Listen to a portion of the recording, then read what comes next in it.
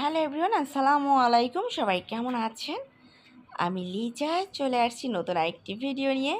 আর এই যে আমার হাজব্যান্ড, সে রেডি হয়ে বসে আছে, কারণ সে একটি বিয়ের অনুষ্ঠানে যাবে।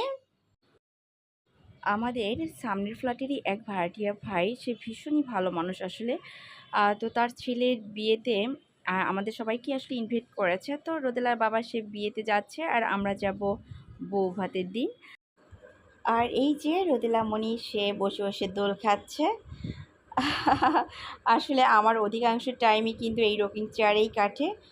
আমি যখন প্রেগনেন্ট ছিলাম ঠিক তখনও আমার আসলে ঘুম হোক বা যাই হোক সবই রকিং চেয়ারেই আসলে হতো। আমার বিছানা কেমন জানি ভালো লাগতো না, তো বসে বসে এখানেই শুয়ে থাকতাম আর রেস্ট নিতাম। হ্যাঁ, আর এই যে রোদেলা বলছে আমার বিউটিফুল ড্রেস। আর এদিকে রোদেলার বাবাও রওনা দিচ্ছে। রুদেলার বাবা সেও রওনা দিয়ে চলে গিয়েছে, আর এদিকে গাড়িও রেডি আছে, কিছুক্ষণের মধ্যেই পর আসলে চলে যাবে কনেককে আনার জন্য। এই ধরনের ফিলটা আমার এত ভালো লাগে, একদম আমার বিয়ের টাইমের কথা মনে পড়ে গিয়েছে। আমার বিয়েটাও ঢাকায় হয়েছিল। যাই হোক, আমি ঢাকা যখন অনুষ্ঠান হলো তখনই আমি আমার নতুন বাসায় উঠেছিলাম, নতুন সংসার, হ্যাঁ যাকে বলে। এই যে বাড়ি থেকে আসলাম, এসেই আমি কিছুটা পিঠা বানিয়ে নিব, যেহেতু গরু গোছ রান্না করাই আছে তাই।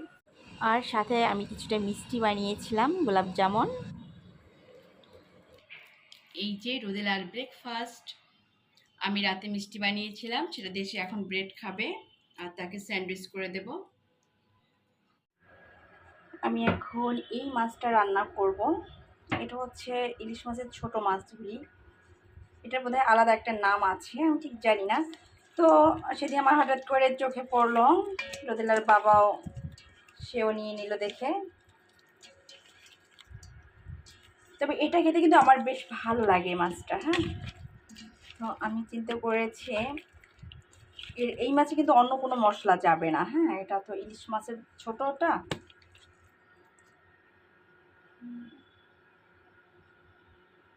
এটা হলুদ, মরিচ, লবণ আর পেঁয়াজ দিয়েছি আমি। হ্যাঁ, এই যে কথা বলতে বলতে আমি মাছটাও রান্না বসিয়ে দিয়েছি। আজ আর বাড়াচ্ছি না, আজ এখানেই শেষ করছি। সবাই ভালো থাকবেন এবং আমার জন্য দোয়া করবেন। আল্লাহ হাফেজ।